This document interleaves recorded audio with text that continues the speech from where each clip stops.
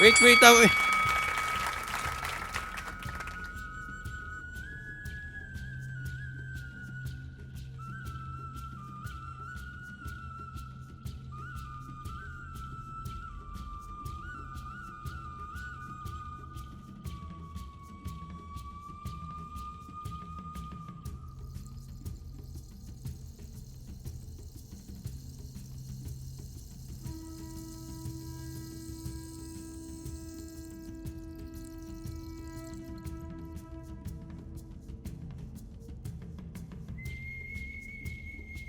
Ay.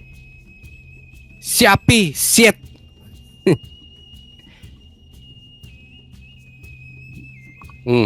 Oh, sige, tuloy tayo.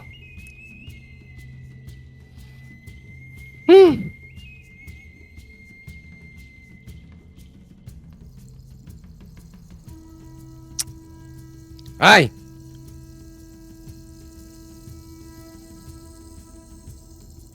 Oh, next. Ano na ba next? Pambira. Oh, eto na.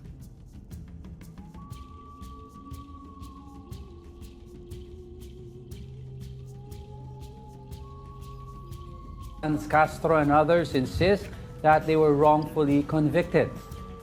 This comes after Castro and 12 others were found guilty of endangering indigenous Lumad children. In 2018, they transported 14 Lumad children from their school in Davao del Norte amid militarization. Oh, eto may nagsasabi. Si Attorney Rodriguez Boss Oli,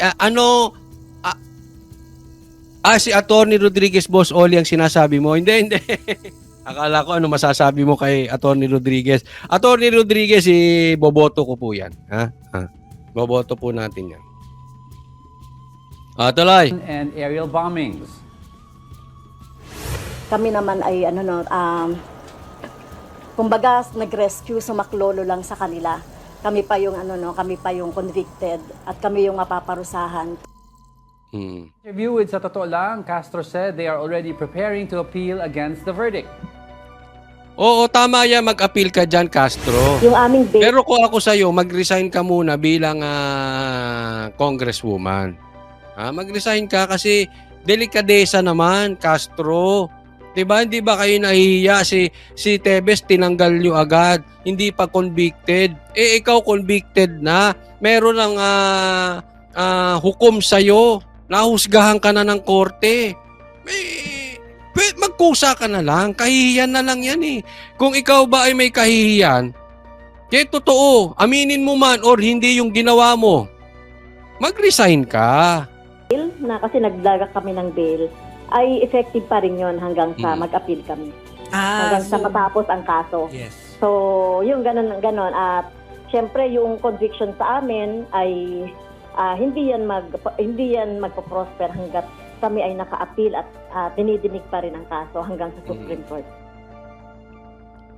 Let's get reactions following that guilty verdict. We have with us Representative Franz Castro on the line. Good morning, Congresswoman. Good morning, Angelo and Angela. Yes, thank you. And to your viewers and listeners. Thank you po for joining us. Let's start off po, for those who do not know, can you please tell us more about yung issue po na nangyari sa 2018? Well, ito po ay kami po ni Casatur Ocampo at iba pang mga volunteers po at advocates ng mga lumad ay naimbitahan dito sa National Solidarity. Ito ipapaliwanag, ano ba talaga ang nangyari? Bakit sila nagkaroon ng conviction? Ito, side ni Castro. Importanteng maintindihan natin ito, Mission. Ano dapat yun, November 29 to 30. Pumunta kami ng November 28 dahil nag-courtesy call pa kami sa local government. Nakausap din namin yung sa DepEd ng Talaingod at saka yung DSWD. So para malaman yung nandoon kami ni Casatur at saka yung purpose ng pagpunta namin doon. So, ang nangako pa nga yung DepEd na nasasama sa amin kinabukasan. So, nangyari nung gabi, nagtumawag na yung mga teachers, takot na takot sila doon sa administrator, tumawag sila sa administrator dahil hinaharap sila, penetrated sila ng mga paramilitary group doon sa school. At yun nga, sinara na yung school nila. Nakikiusap yung mga teachers na sana wag silang paalisin hanggang kinabukasan para naman maaga makaalis sila. Yes. Pero pinilit pa rin silang paalisin doon sa lugar. So, tumawag sila sa amin. Pakinggan po natin mabuti ha. Pinaparescue daw itong mga bata. Tumawag daw sa kanila. Sige, tuloy. So, ano ba yung gagawin namin? So, that is an emergency situation. Kaya, nirescue namin sila. So, Ba't di ka tumawag ng pulis ka ba? Hindi, ako'y nagtatanong sa'yo, Franz Castro. Nirescue mo sila, pulis ka ba? Paano mo nirescue? Kung kaya mong rescuehin at ni Ocampo, yung mga bata na yan, kaya ding rescuehin ng kung sino-sino pang mga tao. Ibig sabihin, walang resistance. Kasi na-rescue mo eh. Nang ganun-ganun na lang? Bakit ikaw? Kung ganun-ganun lang, ba't di na lang sila umalis? Unless may kasama kang pulis. Ngayon kung may kasama kang pulis, bakit ka ididemanda kung may kasama kang pulis? wala naman kaming bad intentions, no, na mang-abuso or whatever. Baka wala kayong bad intention namang abuso. Ito yung nagtatanong lang kasi baka ang sinasabi rito, baka hindi ko alam, kidnapping or recruitment, hindi natin alam. Pero mali po yan.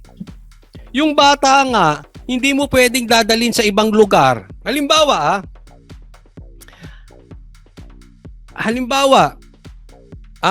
ang isang mag-boyfriend, girlfriend, nagkaanak, hindi pwedeng dadalahin ng lalaki yung anak niya sa ibang bansa o sa ibang lugar, sasakay ng eroplano o kung saan, nang walang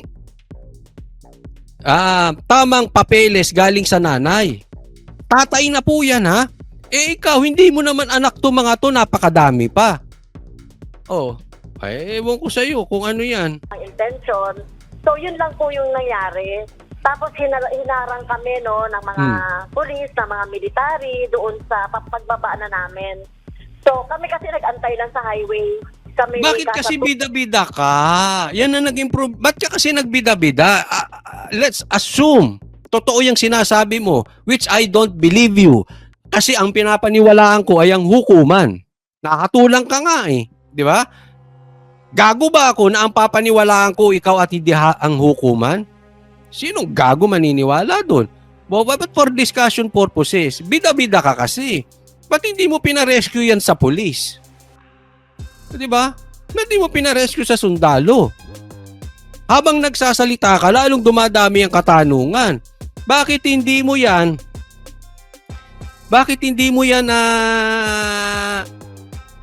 na-report kung sino man ang mag-rescue? Ano bang katungkulan mo at ikaw nag-rescue? At bakit mo na-rescue sila ng ganong kadali? Kasi kung kailangan nilang i-rescue, kailangan dyan ng professional knowledge o ang tawag dito, skills. Kasi rescue nga, ibig sabihin hindi madali. Kung na-rescue mo, naman, wag tayo magbula. At saka yung aming delegation, nag-antay lang doon sa highway habang yung mga teachers, no, mga estudyante, lumalabas doon sa school o umaalis doon sa community. So, yun yung nangyari. No? Okay. So, parang nabaliktad, kami pa yung tumulong, kami pa yung naparusahan. Pero, At saka, go ahead po. as government official, it is my obligation naman na tumulong sa mga ganong emergency situation. Hindi, pero kino-coordinate mo yan dapat. Di tumulong ka kung gusto mo, di magpasama ka sa pulis. Bata, tatandaan po natin, mag-iingat tayo pag bata, mahigpit ang batas dyan. Ulitin ko yung ginawa kong example sa inyo kahit nga tatay halimbawa, hindi kasal yung tatay, hindi mo pwedeng bitbitin basta-basta, basta underage. Mambabatas ka, hindi mo alam ang batas. Ano ka ba naman, Franz Castro? Naman. Congresswoman, sa tingin niyo po ba may bahid po ng politika itong guilty verdict sa inyo? Oh, ito na. Pakinggan ninyo. Sa tingin mo ba, may bahid politika? Pakinggan nyo mabuti sagot. Well, malamang, no? Kasi that is a Duterte place, ay nga, no? Talagang controlled and influenced yan ng mga Duterte at ng kanyang mga kakampi. Kaya baka meron itong influence kahit. Yan, tinan nyo ha. Kahapon lang, dinidiscuss ko sa SMNI, diniscuss ko din sa live ko. Buti na lang yung hatol na ginawa kay Franz Castro, panahon ni Duterte lumabas. Kasi kung hindi, masisisi na naman si Duterte. Dahil wala na siya sa kapangyarihan eh. Obviously, si PRRD ay ordinaryong citizen na lang katulad natin. Wala na siyang posisyon. Bagamat siya'y dating presidente, Franz Castro, nag-iisip ka ba? May kapangyarihan pa ba si PRRD ngayon? Yung Davao nga, binakbakan ng binakbakan. Teritoryo mismo ng Davao. Kay OJC, matalik na kaibigan ni PRRD. Si Pastor Kibuloy, binakbakan ng binakbakan. Anak nga niya eh. Pinag-resign as DepEd Secretary. Palagay mo, mahahawakan ni PRRD ang hukuman? Sino ba nakaupo ngayon? Mag-isip-isip ka naman. Pati dun sa mga bashers, mag-isip-isip naman kayo. Sino ba ang nakaupo ngayon? Lumalabas nga ngayon, ang administrasyon na ito ay tila di umano. Ay ginigipit pa nga ang Duterte. Kasasabi ko lang kahapon, buti na desisyonan ito nung panahon ni Marcos. Ngayon sinisisi mo na naman si Duterte, animal. Baka pati animal sa bahay ninyo, isisi mo kay PRRD. Baka pati sa hindi pagkulay ng buhok mo, kasalanan ni PRRD. Lahat na lang na mangyayari sa inyo, kasalanan ni PRRD. Kawawa naman si PRRD. Baka nakahagat na niya yung kanyang dila. Lahat na lang kasalanan niya. Ako'y naaawa na dun sa tao. Iniipit na nga ngayon eh. Sip-sip lang to siguro kay Marcos sa tingin ko eh. Kasi nananawagan nito kay Marcos. Hindi mo makana si Marcos? Si Tamba hindi mo makana? Sila yung nakaupo ah. Nag-iisip ka ba? Yes, Congresswoman, of course, would like to ask kung ano po ang next step nyo. It's because we'd also like to ask, ano po yung mga specifics ng prosecution na na-highlight sa tingin nyo ang masyadong pinansin po ng korte para nabigyan kayo ng guilty verdict? Well, yun nga, no, na may conspiracy daw na nagtulungan kami para i-endanger yung buhay ng mga bata. Dahil nga doon sa kami daw yung nagsabi na umalis sila sa school, lisanin nila yung school. Parang kami yung pinagbintangan. Decision naman yan ng mga estudyante at saka ng kanilang mga teachers. Mali yun. Mali. Ilang taon ba itong mga estudyante? Hindi pwedeng laging ganyan. Pambira naman oh. Hindi desisyon yan ng mga estudyante. Underage po yan. Ano? Nang babatas ka eh. Di ba? Hindi, halimbawa, kaya nga may tinatawag na di ba? Halimbawa, ang babae, inakit niyang isang lalaki. 15 years old, inakit niyang lalaki. Kahit siya pa ang nag-akit, hindi desisyon ng bata yun.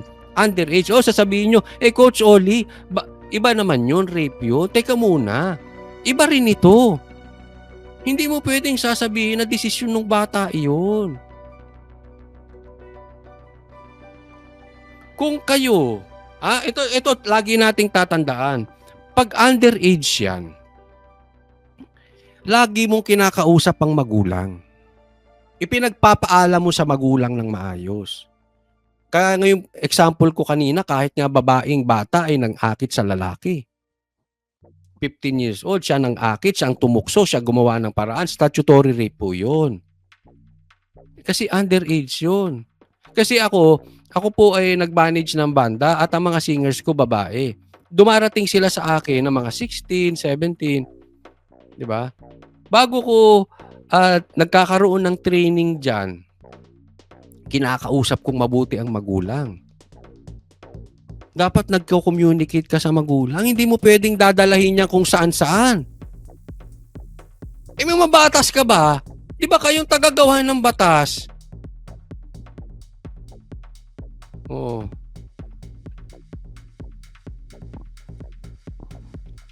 Kung ano ang ininyo, dapat nagpaalam kayo sa magulang. O, i-rescue ko yung mga anak ninyo, ha? Paano, Coach Oli? Kung ang problema nila ay magulang ang nang aapi doon sa anak. Huwag kang bida-bida. Isumbong mo sa pulis. 'Di ba? Wala naman kasing imminent danger eh. Ang kasi yung i-rescue mo, halimbawa, yung bata masasagasaan. Yung bata ay kinidnap. Sasagipin mo 'yun. Kasi antimano, hindi ka pwedeng magpaalam doon sa magulang. Ito, nag-aaral yung mga magbata. Di ba? So, ibig sabihin, meron ka pa namang panahon para magpaalam sa magulang. Hindi yan yung parang kinidnap. Nakita mo sa kalsada, kinidnap, aantayin mo pa yung magulang. Hindi ganon. Na tinulungan lang namin na makaalis talaga. Pero kung Kaya yun ang nangyari. Ay, hindi nakita ng korte. Kaya tuloy ang sinasabi, hindi yan mambabatas, mambubutas. O, yan ang nangyayari ngayon sa mambabatas, mambubutas. Mamaya po, pag-uusapan natin, mamaya sa SMNI. Kasi may demanda si Banat Bay, bago na naman. Galing sa mga mambubutas, ay mga mambabatas. Ano bang nangyayari ngayon? Butasan? Pag hindi oo ng oo at sasang-ayon sa administrasyon, bubutasan nyo. Ako'y nagtatanong lang. Iyan ba ay utos mo, Speaker Romualdez? Yang demanda kay Banat Bay? Yan ba ay utos mo? Mamaya i-address po namin yan sa SMNI. Pag-usapan natin, abangan ninyo. Utos nyo ba yan? Pangalawang tanong, mambabatas ba kayo o mambubutas? Pangatlong tanong, pwede ba magtanong? Kasi pinukalong nyo si Ka Eric nung nagtanong eh. Papakulong nyo rin kami? Naku, akala nyo hihinto kami? Nek-nek nyo. Ano ba yung nangyayari before that? Okay. Militarized, may food blockade. Okay. Merong nangyayaring talagang paninira ng community Yes. ng mga paramilitary at military. So yun ang before. Okay. So yun ang nangyari bago nangyari yung aming rescue operation. Pero Kong Castro, nag-testify po ba yung students na hindi naman daw sila napilitan? Well, unfortunately, hindi kasi natakot na yung mga magulang. Kita mo? Very good question. Nag-testify ba yung mga estudyante na hindi sila napilitan? Galing sa'yo mismo, Castro. Hindi. Anong palusot mo lang? Excuse mo. Kasi natakot na yung mga estudyante magsalita. Ba't hindi mo pagsalitain ngayon? Wala nang Duterte, andyan na si Marcos.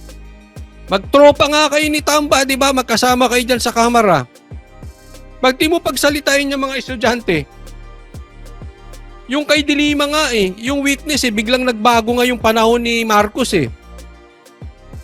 Ba't hindi mo pagbaguhin ng statement yung mga estudyante na hindi sila pinilit? Hello? At saka yung mga estudyanteng mag-testify. Okay. Kasi that time, 2018, ay talagang takot na takot ang mga estudyante at mga magulang na mag-testify. Okay. Noon yun. Bakit ngayon? Di ba?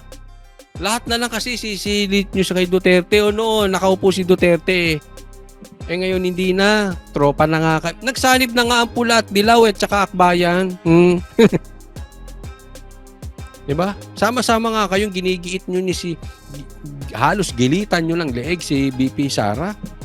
Tandem kayo lahat, pinagtulungan ninyo.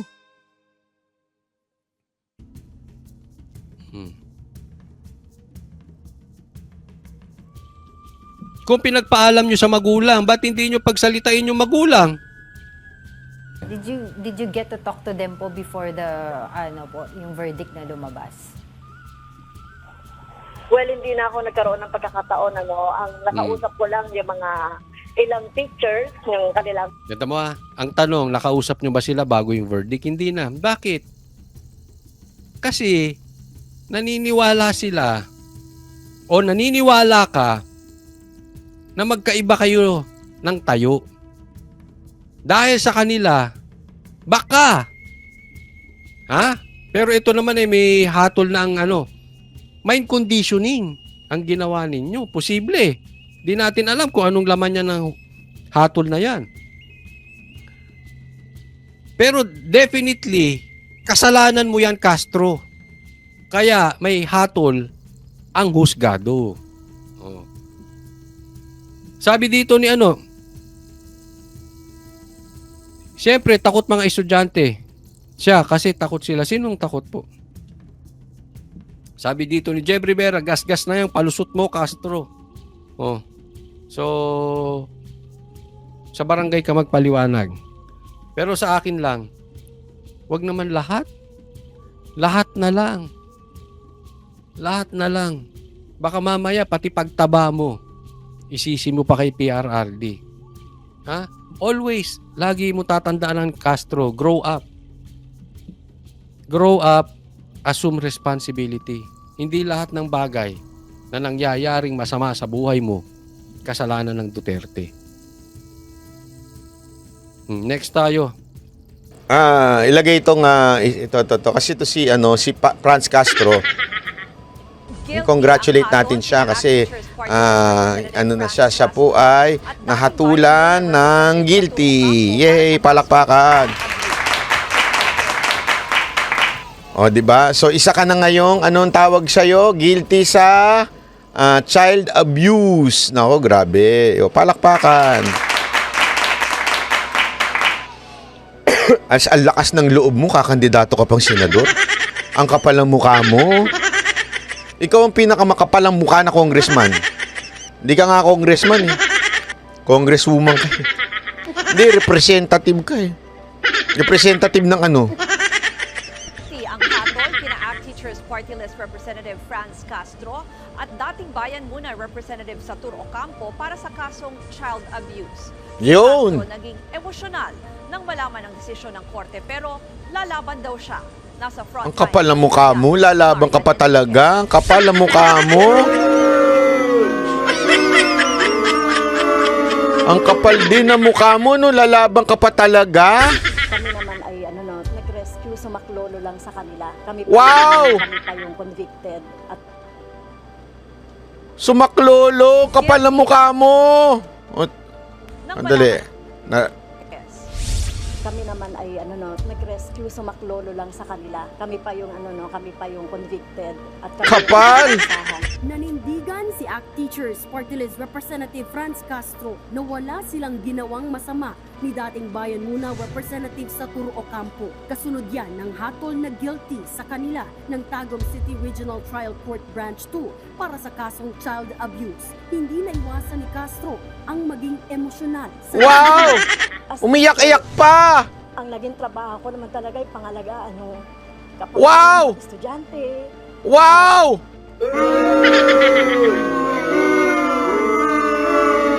Style mo, bulok! Bulok, bulok, bulok, bulok. Kapal na buka nito. Sino kaya? Bakit kaya? So, unfair ang husgado natin. Hindi talaga inusisa yung mga nangyari. Sigurado ako, tinanong yung mga magulang kung pinaalam mo ba Di mo pinaalam, tas At syempre yung pagbibigay ng knowledge at ganitong kaso pa yung ikakaso sa akin. Wow! Bayani! Masama yung loob sa ganito. Bakit ang dami yung pabayani ngayon? Yung judge. Nag-ugat ang kaso sa Solidarity Mission sa Salugpongan School sa Talaingod, Davao del Norte noong November 2018 kung saan inimbitahan sina Castro at Ocampo. Tumawag daw sa kanilang mga guro ng Lumad School para magpasaklolo dahil hinaharas umano sila ng mga alamara o paramilitary group sa lugar. Dito na inakusahan ng grupo ni Castro. Alam mo, hindi ko maintindihan bakit ngayong sa mundo na to, ang dami talagang pabayani, ano? Di ba? Ako, ni-rescue ko lang naman sila. Wala naman nagsasabi sa ni-rescue mo. Di ba? Hindi ka nga nagpaalam. Tapos ni-rescue mo. Arte mo. Ano pa nga eh. Oh, pumunta nga ako ng rally para para sa bayan eh. Kaya bayaran niyo yung pamasahe ko, hotel ko. Ang inang pabayani yan, oh. Sorry, hindi naman si Castro yun. Hindi pala si Castro yun. Vlogger pala yung vlogger. Tuloy. Na tumangay umano sa 14 na estudyanteng lumad sa naturang misyon. Wala raw kasulatan na pumayag ang mga magulang ng mga estudyante nang sumama kina Castro at Ocampo. Sa parehong taon, inaresto sina Castro at Ocampo pero nakalaya sila matapos magpiyansa. Giit nila, hindi nila dinungkot ang mga bata, kundi sinagip nila ang mga ito. At any rate, we deny all of the allegations. Yung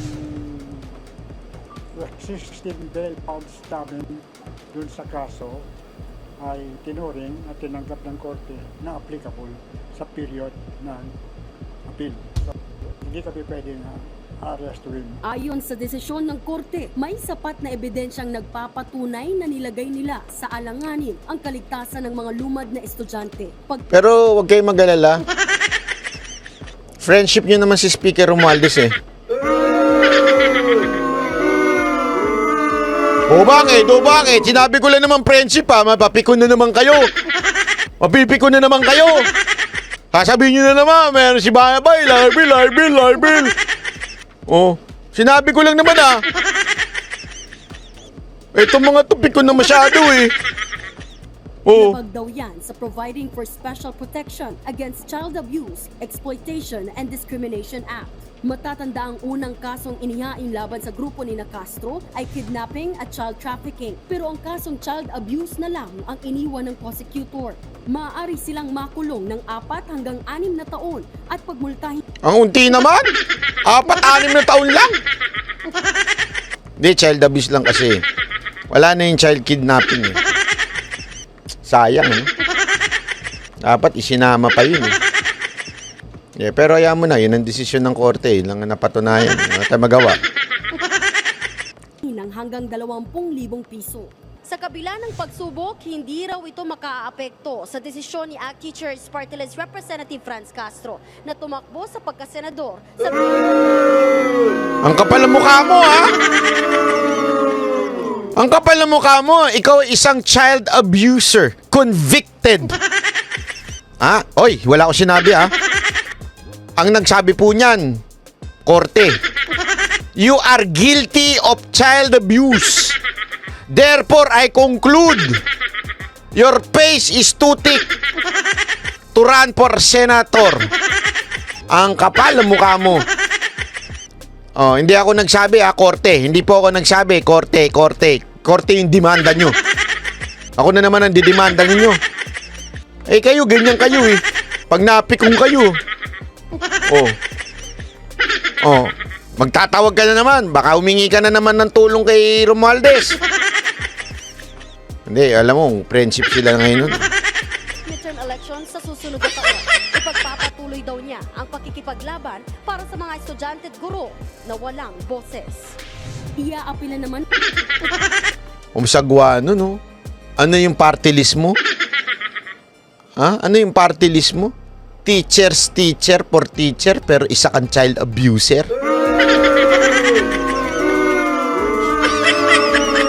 Diba? Isa kang teacher, Hindi, ako nagtatanong lang ako mga kababayan do you want a teacher na guilty sa child abuse? Hindi, ako tanong lang naman po yan. Ako tatanong lang. Hindi naman po yan panguhusga. Di ba? Kayo, gusto nyo ba ng ganon? Kampo ni Castro ang desisyon ng korte. Maghahain din sila ng motion for reconsideration. Kaharap din namin ito. Hindi kami magtatago. Hindi namin iiwasan ang batas. Kaya lalaban po kami dito.